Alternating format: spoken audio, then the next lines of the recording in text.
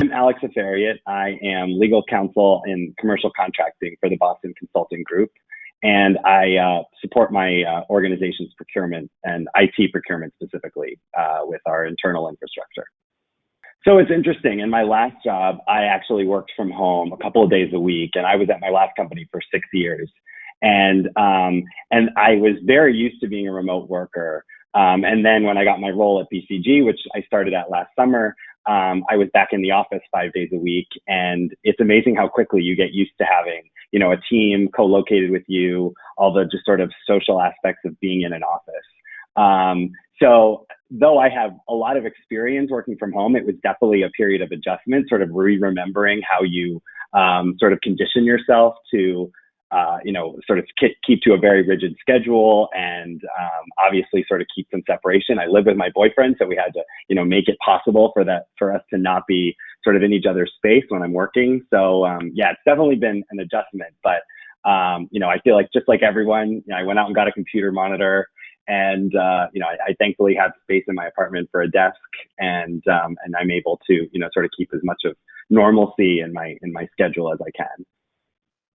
Yeah, great question. So in terms of like connecting with our team, we have, I think like many companies, a lot of sort of internal tools that we use, social media tools, video conferencing tools that keep us connected. I think we're having more meetings than we typically would. I mean, my team is global, so the legal team sits all around the world, and we used to meet as a team once a month, and we've moved to meeting now once a week just so we can have more connection. And we do those over video because we find that it makes it the most sort of interactive. In terms of just keeping in touch with my coworkers, again, as I mentioned, there's a social aspect to being in an office. So we've been having a virtual happy hour every 2 weeks. We've been trying out, sort of like virtual lunches. There's a whole host of games right now that are free online that we found that we can, we haven't actually started any of these yet, but we've been talking about doing like a trivia game and a few other just ways to connect. So it's definitely been a challenge, but I think we found ways to sort of stay in touch, and certainly just picking up the phone and even just sort of sending a quick instant message to check in on people has kept us connected. It's a great question. So for me, I found that keeping the professional is in some ways just sort of as simple as closing the door to the room we use as our home office. I remembered this from my prior work when I worked from home, is that if I carry my work phone around with me, I'm much more inclined to dive into an email that probably could have waited until Monday. So I do try to keep myself sort of, when I need a break, I try to step out of this room just so that I'm physically separated from my work, just like I was when I was in the office. Obviously, we work for a big, global company. We all have technology that we can work, remotely even prior to this whole instance.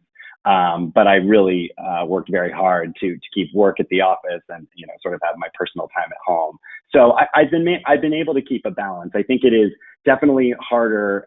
Just now I don't commute anymore. So I'm starting work a little bit earlier. I'm obviously getting that time back, but it is certainly, changed my daily morning, because I'm starting work, I think probably almost 45 minutes to an hour earlier than I would have, just without, sort of all the things that go into getting ready in the morning. And, I've been really trying to keep a schedule where I wake up at the same time I would if I was going into the office, which gives me a little more time in the evening, which has been really useful. And I think like everyone, I'm just trying to, when I can, take a walk. Obviously I'm not seeing anyone other than my boyfriend who I live with, but, as best we can, just, try to, get some fresh air when we're able, keep a safe distance. Yeah. So in terms of sort of taking out, once this all ends, and we certainly hope it ends soon, I think it's two things. One is in terms of the way I work, I think there's likely going to be, I feel like we've found ways to work virtually in, some situations where there might have been more face-to-face time. And I don't think you can lose the face-to-face time. I think my company is really looking forward to us all being together again as much as we can. But I think it is definitely a technique that people have found effective for meetings, and we can, sort of control the time and make sure everyone has an opportunity to be heard, And I think that that's great in terms of the way we work. I think in my personal life, one thing I've talked about with friends is just, I think we prior to all of this, we are all sort of, just digital by nature. We're usually on our phones. I can definitely say that there have been times where I've been with my family or my friends where I, would be very quick to just look at my phone when I saw a text alert or, something going on social media.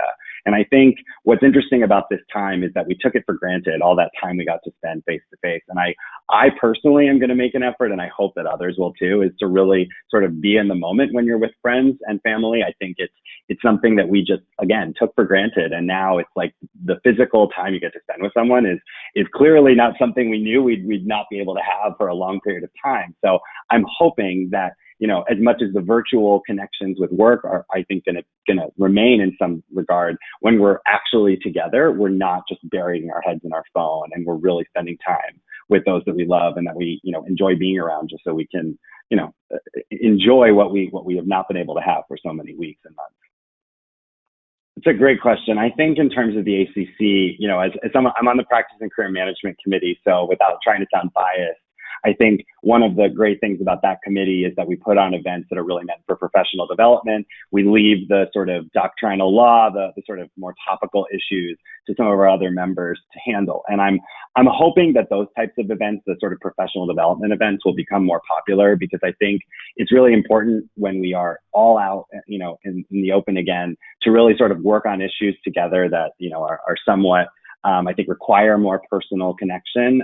You can sit on a webinar and learn about sort of changes in intellectual property law.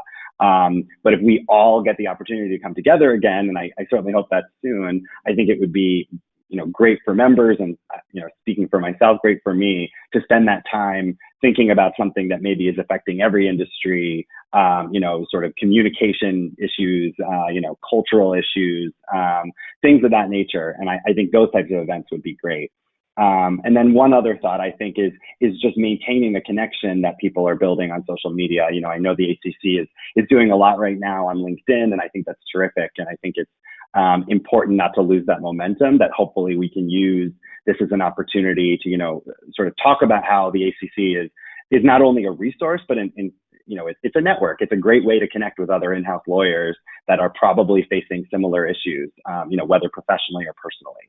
And so I'm hoping that we can use sort of the momentum of all of this being shared on social media to, help bring people into our events and learn from people's experiences.